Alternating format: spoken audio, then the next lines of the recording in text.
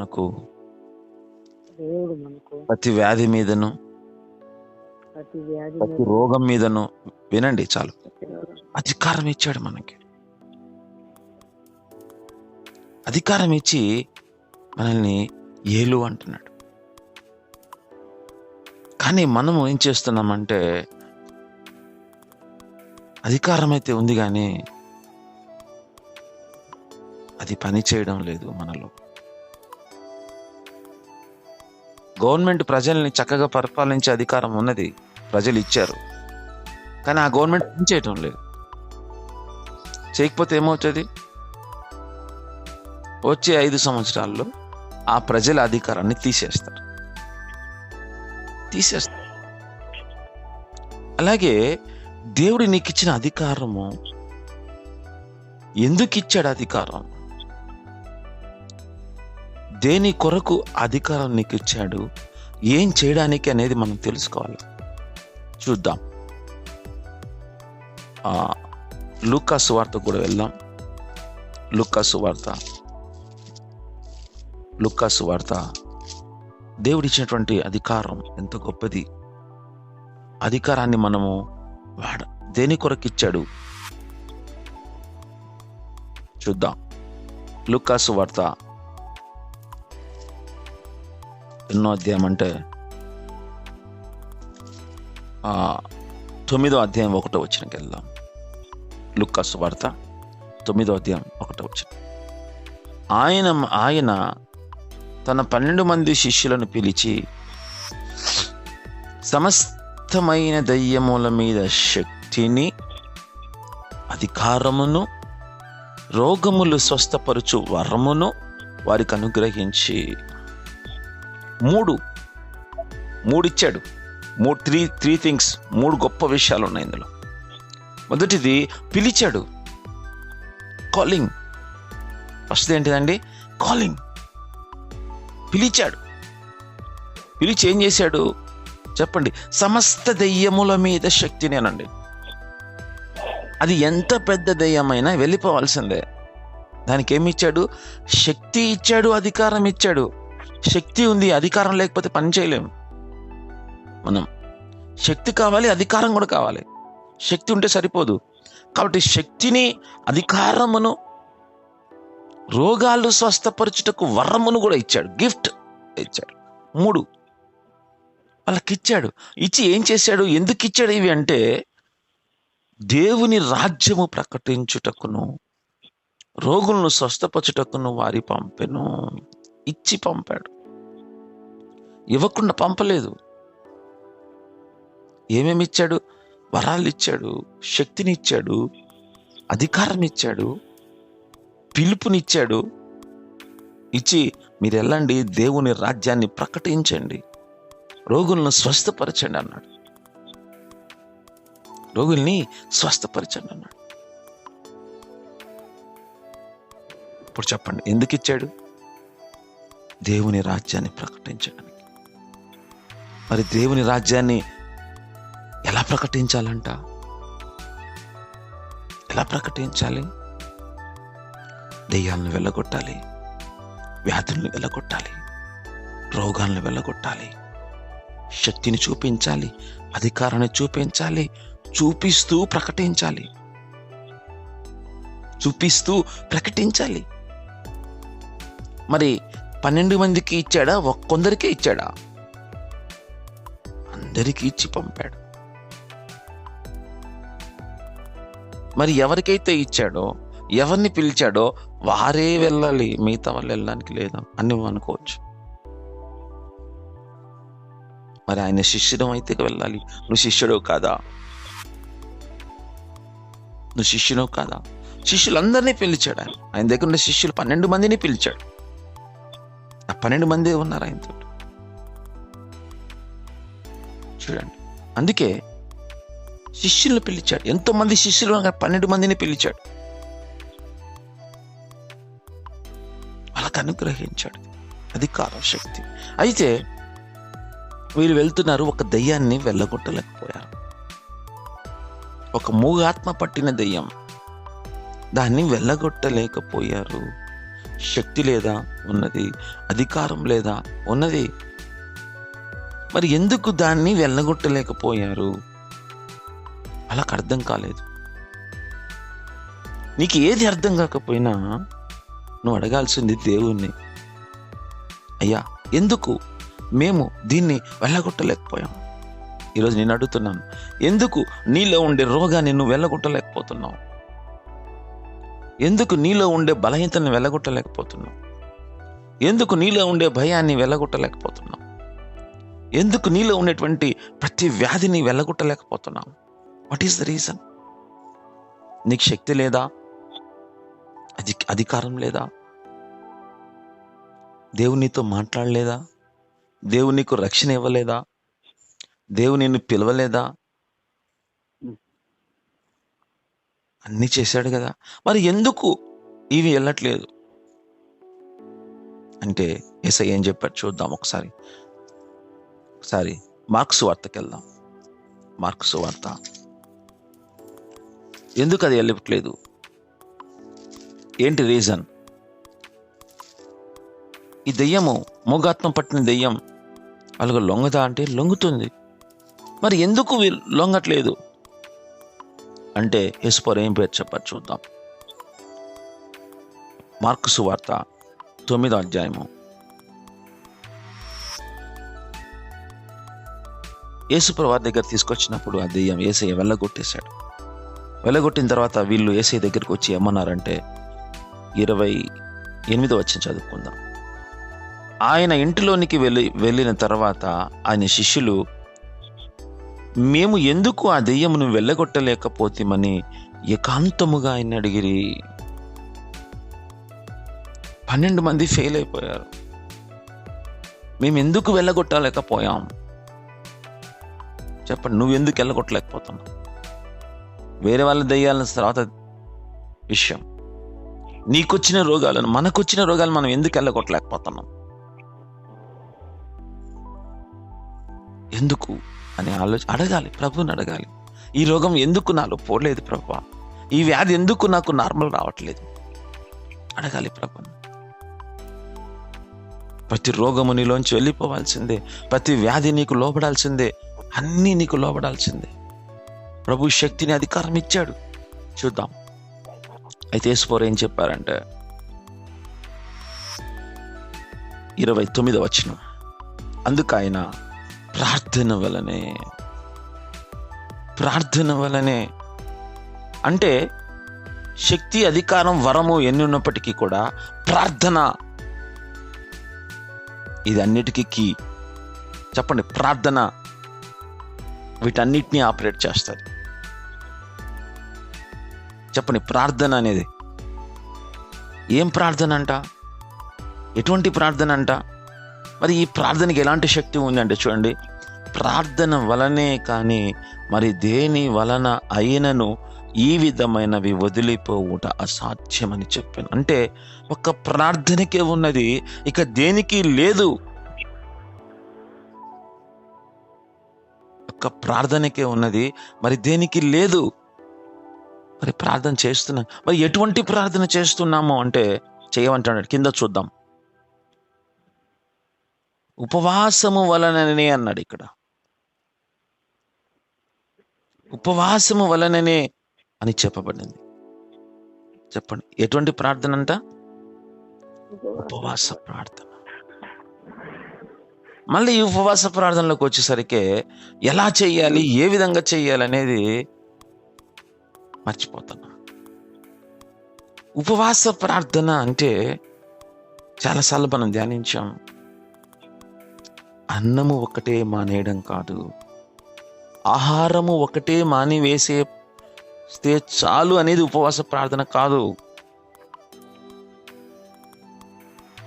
ఉపవాస ప్రార్థన అంటే ఏవైతే నీకు లొంగట్లేదో,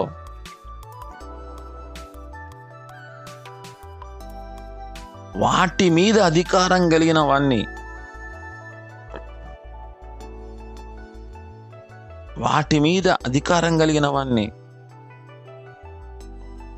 వాణ్ణి డీల్ చేయడమే ఉపవాస ప్రార్థన. చెప్పండి,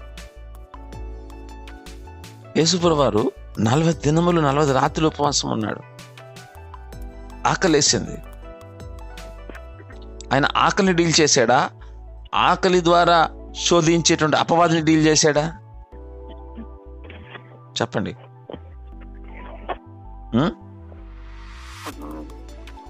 ఆకలి ఆధారంగా చేసుకొని శోధించి అపవాదిని డీల్ చేశాడు. ఇక్కడ ఆకలేస్తుంది, కానీ ఆకలిని జయించాడు. కానీ జయించాల్సింది ఎవరిని? ఆకలిని మాత్రమే కాదు, ఎవరిని జయించాలి? సాతాన్ని.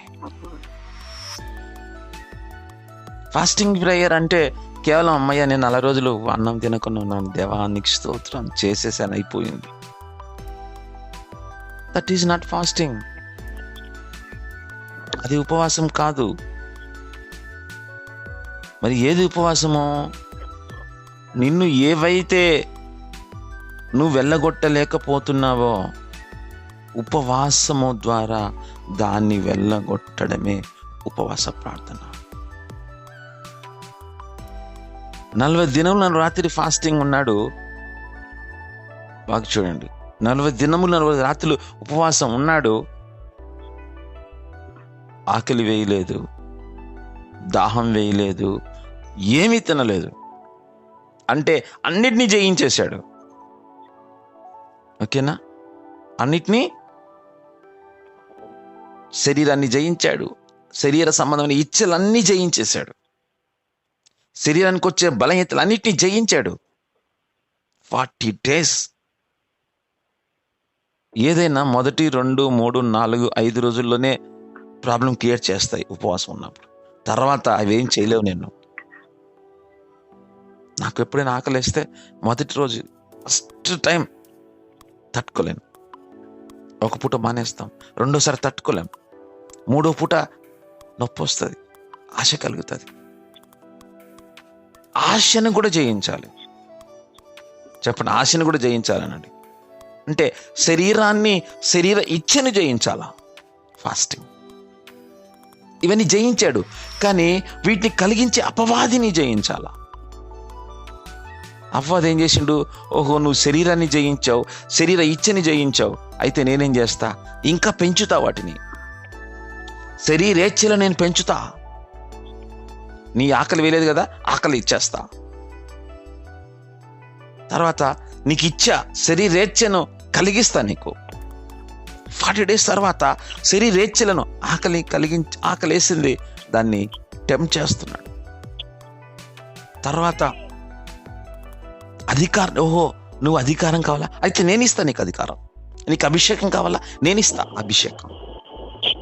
నీకేం కావాలో చెప్పు, నేను ఇస్తా అంటాడు అపవాది. అపవాది ఇలా కూడా చేస్తాడు. నువ్వు అభిషేకం కోసం ఉపవాసం చేస్తున్నావా, అయితే వాడంటాడు నువ్వు నాకు లోబడు, నేను నీకు ఇస్తా అభిషేకం. నీకు డబ్బు కావాలా, బిల్డింగ్ కావాలా, నువ్వు బిల్డింగ్ కోసం ఉపవాసం చేస్తున్నావు అనుకోండి, అయితే నువ్వు నాకు లోబడు, నేను ఇస్తా అంటాడు వాడు. ఈ లోకంలో నీకు అన్ని కావాలా, చెప్పు నేను ఇస్తా, ఈ లోక మహిమంతా నీకు ఇస్తా అంటాడు అపవాది. ఇప్పుడు చెప్పు, నువ్వు దేనికోసం ఉపవాసం చేయాలి? ఇంటి కోసం ఫాస్టింగ్ చేస్తావా? డబ్బు కోసం ఫాస్టింగ్ చేస్తావా? అప్పు కోసం ఫాస్టింగ్ చేస్తావా? పెళ్లి కోసం ఉపవాస ప్రార్థన చేస్తావా? చేయొద్దని చెప్పట్లేదు, చెయ్యాలి, మంచిదే. కానీ అవి చేసేటప్పుడు వాడంటాడు నేను ఇస్తా, నువ్వు నాకు లోబడు అంటాడు. ఉపవాస ప్రార్థనలో మనం నేర్చుకోవాల్సింది ఏంటంటే, నేను దేవునికే లోబడతాను, దేవుని మాటే వింటాను అని చెప్పేది ఉపవాస ప్రార్థన. యేసయ్య ఏం చెప్పాడు? ఉపవాస ప్రార్థన అయిపోయిన తర్వాత ఏం చేశాడు? ఉపవాసంలో అదే చేశాడు, ఉపవాసం అయిన తర్వాత దాన్ని కంటిన్యూ చేశాడు. ఉపవాసం అయిపోయిన తర్వాత ఉపవాసంలో ఏ విధంగా ఉన్నాడో ఉపవాసం అయిన తర్వాత కూడా దాన్నే మెయింటైన్ చేశాడు. ఆకలేసిన సాతాను మాట వినలేదు, శరీరేచ్ఛని కలిగించిన దేవునికి లోబడ్డాడు, సాతాను లోబడలేదు, సాతాను టెంప్ట్ కాలేదు. ఫాస్టింగ్ అంటే ఏంటంటే we have an authority from devil. అంటే ఉపవాస ప్రార్థన ద్వారా నీకేమొస్తుందంటే సాతాను మీద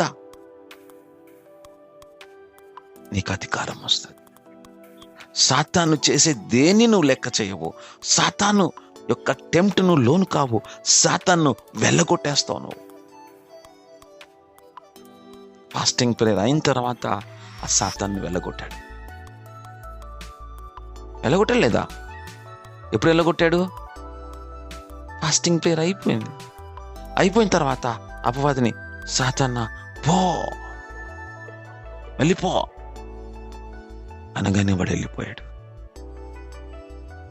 మనం రెండు డివైడ్ చేసుకోవాలి. ఉపవాస ప్రార్థన ముందు, తర్వాత. చాలా ఇంపార్టెంట్. అపవాది చాలా మందికి ఉపవాస ప్రార్థనలో శోధించకపోవచ్చు, ఎక్కువ శోధించడు. ఉపవాస ప్రార్థన అయిపోయిన తర్వాత ఎక్కువ శోధిస్తాడు. ఇప్పుడు చెప్పండి, ఉపవాస ప్రార్థన ఎలా చేయాలి? ఇలా ఉంటాయి. ఎలా చేయాలి ఉపవాస ప్రార్థన అనేది? యేసయ్య ఎలా చేశారు చూద్దామా? లూకా సువార్త 4వ అధ్యాయము, లూకా సువార్త 4వ అధ్యాయం 1వ వచనం చదువుకుందాం. యేసు పరిశుద్ధాత్మ పూర్ణుడై, చెప్పండి ఏం చేశాడు యేసయ్య? చెప్పండి. పరిశుద్ధాత్మ అంటే పరిశుద్ధాత్మతో నింపబడ్డాడు. ఫాస్టింగ్ ప్రేయర్ చేయడానికి we are fill with the Holy Spirit. ఉపవాస ప్రార్థన చేసే ముందు పరిశుద్ధాత్మ చేత నువ్వు నింపబడాలి. దాని కొరకు ముందు ప్రార్థన చేయాలా? వెంటనే ఫాస్టింగ్ ప్రేయర్ చేయొద్దు. చేయలేవు ఆ ప్రార్థన. ఉపవాసంలో ఉండలేవు, ఉపవాసంలో జయించలేవు, ఉపవాసంలో శాతాన్ని ఎదిరించలేవు. చాలా మంది వెంటనే ఉపవాస ప్రార్థనలకు వెళ్ళిపోతారు, ఆహారం మానేస్తారు, చేస్తారు. కాదు, ముందు పరిశుద్ధాత్మతో నింపబడడానికి ప్రార్థన చేయి. ప్రభా, నీ ఆత్మతో నన్ను నింపు, ఉపవాస ప్రార్థన చేయాలనుకుంటాను, నన్ను నడిపించు ప్రభు అని ప్రార్థన చేయాలి. ఇది చాలా మంది తెలియదు. ఏమయ్యాడు ఇక్కడ చూడు. యేసు పరిశుద్ధాత్మ పూర్ణుడై యోర్దాను నుండి తిరిగి వచ్చి ఏం చేశాడు ఆయన? చెప్పండి. 40 దినములు ఆత్మచేత అరణ్యములో నడిపించబడి. 40 దినములు ఆత్మచేత అంటే ప్రతిరోజు ఆత్మచేత నడిపించబడుతున్నాడు. ప్రతి దినం. మనమేమో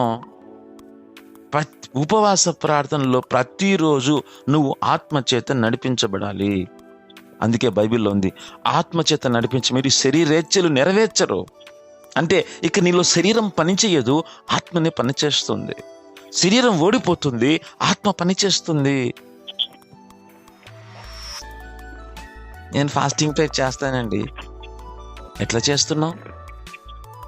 అన్నం తినట్లేదండి, వారం రోజులైంది, అన్నం మానేశాను. అయ్యా, అయిపోయింది ఉపవాస ప్రార్థన. లాస్ట్ రోజు ఏం చేస్తాం? ఆ ఉపవాస ప్రార్థన ఎండింగ్ వచ్చేసింది. ఆ రోజు మంచిగా బిర్యానీ చేయించి, మంచిగా చికెన్ మటన్ అన్ని చేయించి కూర్చొని అమ్మయ్య ఉపవాస ప్రార్థన మంచిగా తినేస్తాం. ఇది ఫాస్టింగా? ఇలా చేయొచ్చంటావా? చాలా మంది చూడండి 21 days ఫాస్టింగ్ ప్రేయర్ అయిన తర్వాత మంచి భోజనాలు పెట్టుకుంటారు, ఫుల్గా లాగించేస్తారు. ఫాస్టింగ్ ప్రేయర్ అయిన తర్వాత యేసయ్య ఏమన్నా భోంచేసాడా? భోంచేనిచ్చాడు అపవాది. చూడండి, అంటే ఎవ్రీడే ప్రార్థన చేయాలి. అందుకే ఉపవాస ప్రార్థన నేను వెంటనే చేయాలంటే చేయలేను, అక్కడ శక్తి లేదు. చేయనివాడు అపవాది. అనేక రకాలుగా శోధిస్తాడు, అనేక రకాలుగా శోధిస్తాడు. నేను నిన్న ఫాస్టింగ్ ప్రేయర్ చేస్తుంటే ఆకలేస్తుంది ఎక్కువ. ప్రతిరోజు ఆకలి వేయలేదు నాకు, సాయంత్రం పూట ఆకలి వేయదు. కానీ నిన్న మాత్రం ఫాస్టింగ్ ప్రేయర్ స్టార్ట్ చేయగానే ఆకలిస్తుంది, తినాలనిపిస్తుంది, బాగా ఆశ ఎక్కువైపోతుంది. అనుకున్నా ఇది అపవాది పని, ఇది అపవాది పని. ఆ రోజు ఆకలేస్తుంది. ఈరోజు ఫాస్టింగ్ ప్రేయర్ ఉండాలి నేను అనుకుంటే నిన్ననే మధ్యాహ్నం బిర్యానీ పెట్టేశారు. అంటే అపవాది ఉపవాస ప్రార్థన ముందు శోధిస్తాను మొదలు పెడతాడు. ఉపవాస ప్రార్థనలోనే శోధిస్తాడు కాదు, ఉపవాస ప్రార్థనకు ముందు శోధిస్తాడు, ఉపవాస ప్రార్థనలో శోధిస్తాడు, ఉపవాస ప్రార్థనల తర్వాత శోధిస్తాడు.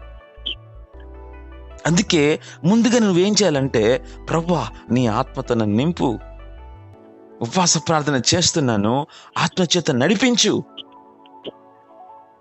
సిద్ధపాటు ఉండాలి ఉపవాస ప్రార్థన. నాకు తెలిసిన ఒక అయ్యగారు ఉపవాస ప్రార్థనకి వెళ్తున్నాను, ప్రార్థన చేయండి అన్నాడు. ఎన్ని రోజులు ఉంటారు అయ్యగారు అని? 21 days అన్నాడు. What is the purpose? ఎందుకుంటున్నావు ఉపవాస ప్రార్థన? ఎందుకుంటున్నావు? దేని కొరకుంటున్నావు? ఉపవాస ప్రార్థన ఇక్కడ దేని వల్ల దేని కొరకు చెయ్యాలి? దేవుని యొక్క రాజ్యం కోసం పనిచేయడానికి, అభిషేకం పొందుకోవడానికి, దేవుని రాజ్యంలో బలంగాను వాడబడ్డానికి ఉపవాస ప్రార్థన చేయాలి. మనమేమో శరీరేచ్ఛల అలవాట్ల కొరకు ప్రార్థన చేస్తాం. చేయడం తప్పేం కాదు. అవి ఎట్లా ఇచ్చేస్తాడు దేవుడు. నువ్వు అడిగినా ఇస్తాడు, అడగకపోయినా అవి ఇచ్చేస్తాడు. వాడు ఊహించినటువంటి ఎక్కువే ఇస్తాడు ఆయన. వాటి మీద పెద్ద ఫోకస్ చేయాల్సిన అవసరం, అడగాలి, ఒకసారి వదిలేయాలి దాన్ని. ఎక్కువ నువ్వు చేయాల్సి ఉంది దేవుని రాజ్యము గురించి చేయాలి. దేవుని యొక్క రాజ్యాన్ని ప్రకటించడానికి ఉపవాస ప్రార్థన చేయాలి. అయ్యా మా కూతురి పెళ్ళండి, ఎంత చేసినా పెళ్ళి కావట్లేదండి, ఫాస్టింగ్ ప్రేయర్ పెట్టుకుందామండి ఒక పూట. మంచిదే, పెట్టుకోవాలి, చెయ్యాలి, జరగాలి. దాంతోపాటు ఏమి ముఖ్యం, దాంట్లో మొదటి స్థానం ఏది ఇవ్వాలా? దేవుని రాజ్యం ఇవ్వాలి. ఎందుకు? దేవుని రాజ్యము ఎప్పుడైతే నీకు రాదో అక్కడ ఉపవాస ప్రార్థన చేసినా వ్యర్థమే. ఇక్కడ చూడండి, ఉపవాస ప్రార్థన ముందు ఆయన ఏం చేశాడు? ఆత్మతో నింపబడి, పరిశుద్ధాత్మ పూర్ణ అంటే ఆత్మచేత పూర్తిగా నింపబడి, ఆత్మచేత అరణ్యముతో నడిపించబడి, అపవాది చేత శోధించబడుతుండేను. ఆ దినములలో ఆయన ఏమీ తినలేదు. 40 రోజులు. చెప్పండి, శోధనలు ఎక్కువైతే ఎవరికన్నా తిండి తింటారా? చెప్పండి, తింటారా? అందువల్ల వేసే తినలేదు కాదు, అన్నిటినీ జయించాడు ఆయన. ఏమీ తినలేదు ఆయన. ఏమీ తినకుండానే వాడిని ఫైట్ చేస్తున్నాడు. హల్లెలూయా. చూడు ఎంత అంటే శరీరాన్ని ఎంత జయించాడో. ఫాస్టింగ్ ప్రేయర్ అంటే ముందు నన్ను నేను జయించాలి. చెప్పండి, నిన్ను నువ్వు జయించాలని చెప్పండి. చెప్పండి, ఎవరిని జయించాలా? నేను ఏమీ లేకపోతే ఉండలేనో వాటిని జయించాలా? తిండి లేకపోతే బతకలేవా? దాన్ని జయించాలి. తిండి లేకపోతే ఉండలేవా? జయించాలి. నేను అనుకున్నాను, ప్రభా వైట్ రైస్ మానేయాలని చాలా రోజులు దేవుడు చెప్తున్నాడు, వాటిని మానలేకపోతున్నాను. ప్రార్థన చేస్తున్నా, ప్రభా వాటిని నాకు శక్తిని, అవి తినకుండా ఉండాలంటే శక్తిని. 10 రోజులు తినకుండా ఉండగలిగిన దేవుడు ఇస్తాడు నీకు శక్తిని, అభిషేకం ఇస్తాడు. ప్రార్థన అనేది అంత గొప్పది. ఇప్పుడు ఉపవాస ప్రార్థన చెయ్యాలి ప్రభా అంటున్నాను. నువ్వు నడిపించయ్యా, నువ్వు నడిపిస్తే చేస్తా, నువ్వు నడిపించకపోతే నాకై నేను చేయలేను. ఉపవాస ప్రార్థన అనేది ఒక ట్రెడిషన్ కాదు, ఒక అలవాటు కాదు, ఒక పర్పస్ ఉంది దానికి. యేసుప్రభు ఎందుకు చేశారు ఈ ఉపవాస ప్రార్థన? ఎందుకు చేయవలసి వచ్చింది? అపవాది ఎదిరించడానికే, అపవాదిని శోధించడానికే. చూడండి ఏం జరిగిందో. ఆయన శోధించి వచ్చాను. ఎందుకు చేశాడు? అపవాదిని శోధించేవాన్ని జయించడానికి ఉపవాస ప్రార్థన. చెప్పండి, శోధించేవాన్ని ఎదిరించడానికి ఉపవాస ప్రార్థన. ఎందుకు చేస్తున్నాడు చెప్పండి? వాడు శోధించడానికి వచ్చాడు, వాడిని ఎదిరించడానికి చేయాలి ఉపవాస ప్రార్థన. తర్వాత ఏమైంది చూడండి, ముగించేస్తున్నాను, టైం అయిపోతుంది బాగా. అవి తీరిన తర్వాత ఆయన ఆకలి కొనగా అపవాది శోధించడం మొదలుపెట్టాడు. ఇంకా మాటలతో శోధిస్తున్నాడు. అన్ని రకాలుగా ఆయన శోధించాడు. అన్ని రకాలుగా శోధన ఉంటుంది. చెప్పండి, శోధన నీకు ఎన్ని రకాలు ఉంటాయి తెలుసా? అన్ని రకాలుగా ఉంటుంది. చెప్పండి, అన్ని రకాలుగా శోధిస్తాడు అపవాది. చెప్పండి, ఆత్మతో నువ్వు ఉంటే అన్ని రకాల శోధనలు నెగ్గుతావు. హల్లెలూయా. కాబట్టి యేసుప్రభువారు ఎన్ని రకాలుగా శోధించినా చివరి ఏమన్నాడు తెలుసా? ఏ అపవాది, దేవునికే సాగిలపడురా బాబు, నువ్వు దేవునికి సాగిలపడు, నువ్వు నీ దేవునికి సాగిలపడు. ఫైనల్ రిజల్ట్ ఏం రావాలా? ఫైనల్ రిజల్ట్ ఏంది రావాలా? నేను దేనికి లోబడలేదు, దేవునికి లోబడ్డాను. అది ఫైనల్ ఫాస్టింగ్ ప్రేయర్. ఫైనల్ చెప్పండి, ఫైనల్ ఫాస్టింగ్లో ఏం రిజల్ట్ రావాలా? నేను దేనికి లోబడలేదు, దేవుని మాటకి లోబడ్డాను, దేవుని అధికారానికి లోబడ్డాను, దేవునికి తప్ప సాతానికి లోబడలేదు. ప్రూఫ్ కావాలా? ప్రూఫ్ అనండి. ఫాస్టింగ్ ప్రేయర్లో నువ్వు సాతానికి లోబడలేదా? సాతాను ఓడిపోయాడా? సాతానికి లోబడలేదా? అప్పుడు సాతానా వాడు వెళ్ళిపోయాడు. ఇంకా వాడు నీ దగ్గర ఉండడు. చూసారా ఫాస్టింగ్ ప్రేయర్లో ఎంత పవర్ ఉన్నది, ఎంత పవర్ ఉన్నది. సో మనం కూడా ఉపవాస ప్రార్థనలు స్టార్ట్ చేసే ముందు మీరు ఎవరన్నా స్టార్ట్ చేయాలనుకుంటే ప్రేయర్ చేయండి. ప్రభువా, నీ ఆత్మతో నింపండి, ప్రతిరోజు నీ ఆత్మతో నడిపించండి. దేని కొరకు ఉండాలో దేవుని కొరకు ఉపవాస ప్రార్థన చేద్దాం, ఆయన రాజ్యం కొరకు చేద్దాం, ఆయన నీతి కొరకు చేద్దాం, అవతల ఆత్మల కొరకు ఉపవాసం ప్రార్థన చేద్దాం. సాతాను శోధించే ప్రతి శోధన నీ ఇంట్లోంచి వెళ్ళిపోవడానికి చేద్దాం. ఆయన రాజ్యం నీ దగ్గరికి రావడానికి, ఆయన రాజ్యం నీ ఇంట్లో రావడానికి ఉపవాస ప్రార్థన చేద్దాం. ప్రతి దెయ్యము నీ ఇంట్లోంచి వెళ్ళిపోవడానికి ఉపవాస ప్రార్థన చేద్దాం. ప్రతి రోగము నీ ఇంట్లోంచి వెళ్ళిపోవడానికి ఉపవాస ప్రార్థన చేద్దాం. ప్రతిదీ నీ ఇంట్లోంచి వెళ్ళిపోయి నీ ఇంట్లో, నీ గ్రామంలో, నీ సంఘంలో, మన దేశంలో దేవుని రాజ్యము రావడానికి ఉపవాస ప్రార్థన చేద్దాం. కళ్ళు మూసుకొని ప్రార్థన చేద్దాం. యేసయ్యా తండ్రి, నువ్వు కృపగల దేవుడవయ్యా, దయగల దేవుడవు తండ్రి, శక్తిగల దేవుడవు, సర్వాధికారివి నాయన తండ్రి. అయ్యా మాకు శక్తిని, వరమును, అభిషేకంను ఇచ్చావు. కానీ అయ్యా మేము దేన్ని స్వతంత్రించుకోలేకపోతున్నాం. అయ్యా ప్రార్థన వలననే ఇటువంటివి వెళ్ళిపోట అసాధ్యం అన్నావు తండ్రి. ఆ ప్రార్థన, అటువంటి ప్రార్థన మేము పొందుకోవాలి. అటువంటి ప్రార్థన ద్వారా మేము అన్నిటినీ లోపరుచుకోవాలి, అన్నిటినీ స్వాధీనపరుచుకోవాలి. అన్నిటి మీద అధికారము కలిగి సాతాన్ని ఓడించేటువంటి ఉపవాస ప్రార్థనలోకి మమ్మల్ని నడిపించమని నజరేయుడు యేసుక్రీస్తు నామములో ప్రార్థిస్తున్నాము తండ్రి. ఆమేన్.